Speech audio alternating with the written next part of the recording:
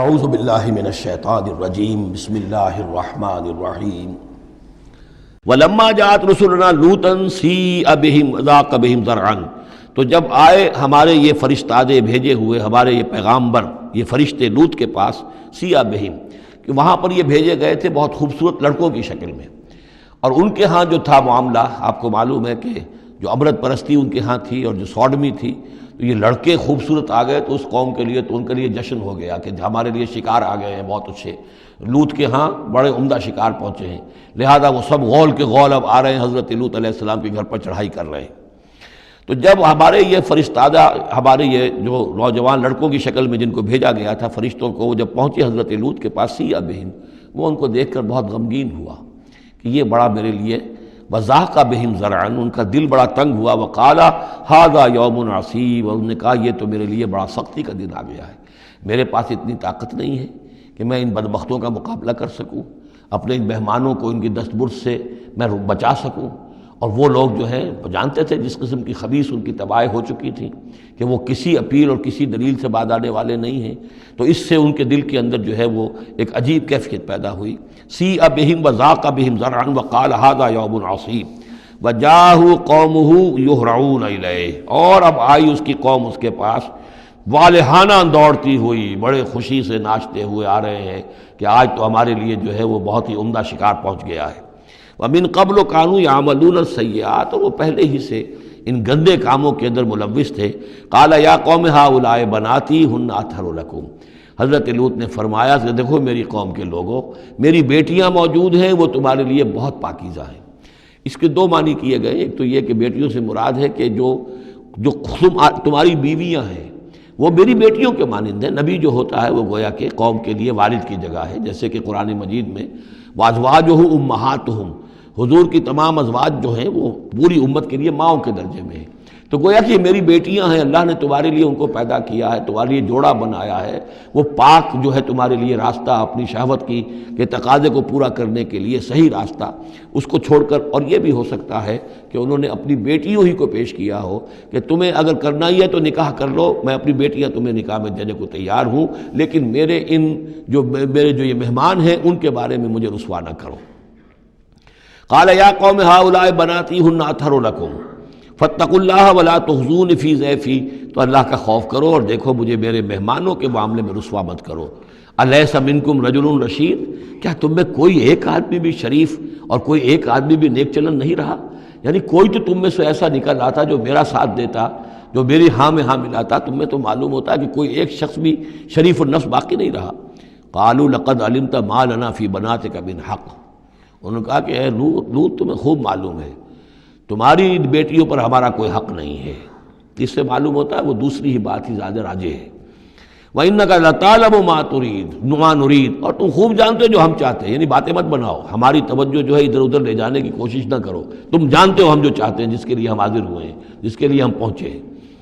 قَالَ لَوْ أَنَّ لِي بِكُمْ قُوَّةً، انہوں نے کہا کاش کہ میرے پاس تمہارے مقابلے کے لیے کوئی طاقت ہوتی، او آوی الی رکن شدید، یا میں کوئی قلعہ ایسا ہوتا جس میں مضبوط میں جا کر پناہ لے لیتا اور تم سے اپنے آپ کو اور اپنے مہمانوں کو بچا لیتا۔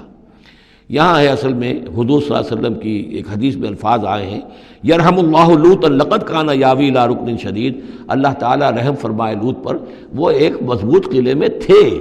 اللہ تعالیٰ کی حفاظت تو انہیں حاصل تھی، لیکن یہ کہ اس وقت جو صورت بن گئی تھی ان کے لیے، جیسے جب جادوگروں نے جو اپنے انچھر پھینکے تھے اور وہ بھی بن گئے تھے فرعون کے دربار میں، وہ بھی شکل اختیار کر لی تھی انہوں نے سانپوں کی، تو حضرت موسیٰ پر بھی وقتی طور پر خوف طاری ہو گیا تھا۔ تو بربنائے طب بشری خوف کا ہو جانا یہ کوئی نبوت کی عصمت کے منافی نہیں ہے۔ تو یہاں پر بھی اللہ تعالیٰ کی حفاظت تھی، اور جیسا کہ آیا فرشتوں نے پھر ذرا سا ایک ہاتھ ہلایا اور سب کے سب اندھے ہو گئے، وہ اس طرح کا معاملہ تفاصیل تورات میں ہے۔ قال لو ان لی بکم، لیکن جو حسرت کی کیفیت تھی اور جس طرح ضیق میں ان کی جان اس وقت آئی تھی، اس کا تصور کیجئے، کاش کہ میرے پاس تمہارے مقابلے کے لیے طاقت ہوتی، او آوی الی رکن شدید، یا کوئی ایسا ہوتا مضبوط مستحکم قلعہ جس میں جا کر میں پناہ لے لیتا۔ قالوا یا لوط انا رسول ربک، ان فرشتوں نے کہا اے لوط گھبرائیں نہیں، ہم آپ کے رب کے پیغامبر ہیں، بھیجے ہوئے ہیں، لن یصلوا الیک، یہ آپ تک پہنچ ہی نہیں پائیں گے۔ آپ کو کوئی گردن نہیں پہنچا سکیں گے، آپ بالکل اطمینان رکھیں۔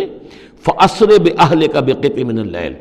اور بھی رات کا ایک حصہ جو باقی ہے اس میں آپ اپنے اہل کو لے کر، اپنے گھر والوں کو لے کر نکل جائیے اس بستی سے۔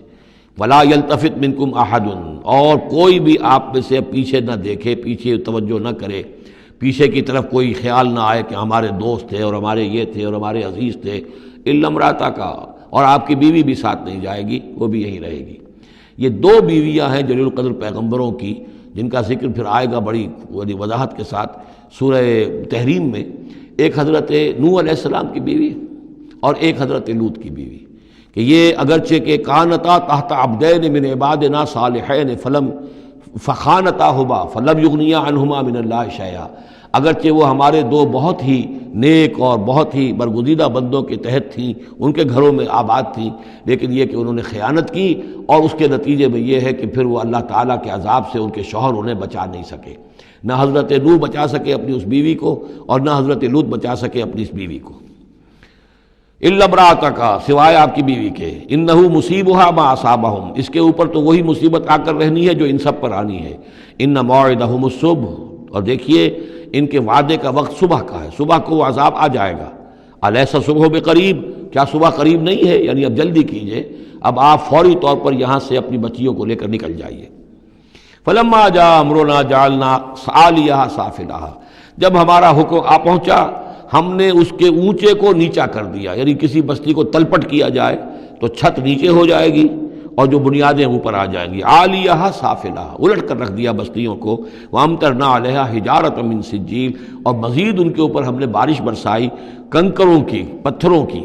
یعنی یہ کہ ایک طرف تو یہ کہ کچھ زلزلہ آیا یا کچھ اور زمین میں دھماکہ ہوا، ایکسپلوژن ہوا جس سے وہ بستیاں الٹ گئیں، اور اس کے بعد یہ ہے کہ آسمان سے پھر بارش ہوئی ہے ان پر سجیل۔ یہ سجیل اصل میں فارسی کا لفظ ہے سنگ گل، سنگ گل یعنی یہ کہ مٹی جو ہے اگر کسی صحرا کے اندر تھوڑی سی پھوار پڑے اور زیادہ تیز بارش نہ ہو تو وہ ہر قطرے کے ساتھ تھوڑی سی مٹی مل کر وہ ایک چھوٹا سا دانہ بنتا ہے، اور وہ پھر دھوپ جب پڑتی ہے تو وہ پھر پک جاتا ہے، جیسے کہ کہیں آپ اینٹیں پکاتے ہیں اپنے بھٹیوں کے اندر، یہ پھر کہلاتی ہے سنگ گل۔ یعنی یہ پتھر تو ہے لیکن یہ پتھر نہیں ہے، یہ مٹی کے بنے ہوئے پتھر ہیں، کنکر ہیں۔ ان کنکروں کی بارش ہوئی جس کے اندر کہ اس کو بالکل دفن کر دیا گیا ان دونوں شہروں کو۔ منضود، تہ بر تہ، تہ بر تہ، وہ جو بارش ہو رہی تھی کنکروں کی تہ بر تہ۔ مسومۃ عند ربک، اور وہ نشان زد تھے تیرے رب کی طرف سے، یعنی ہر ایک کے لیے معلوم تھا کہ کس کو کون سا پتھر لگنا ہے اور کون سا جو شخص ہے اس کی ہلاکت کس کے ذریعے سے ہونی ہے۔ وما ہی من الظالمین ببعید، اور یہ ان ظالموں سے کچھ زیادہ دور نہیں ہے، یعنی جو مشرکین مکہ ہیں، جو قریش ہیں اور عرب کے جو مشرک ہیں، ان سے یہ بستیاں کو دور تو نہیں ہیں، اس لیے کہ یہ جب جاتے تھے فلسطین کی طرف اپنے قافلے لے کر تو یہاں سے گزرتے تھے۔ قوم سمود کا مسکن بھی ان کے راستے میں آتے تھے، قوم مدین کا علاقہ بھی ان کے راستے میں آتا تھا، پھر یہ عمورہ اور صدوم کی بستیوں کے جو ہے یہ بھی کچھ ان کے جو آثار باقی رہ گئے تھے وہ بھی آتے تھے۔ صدق اللہ العظیم۔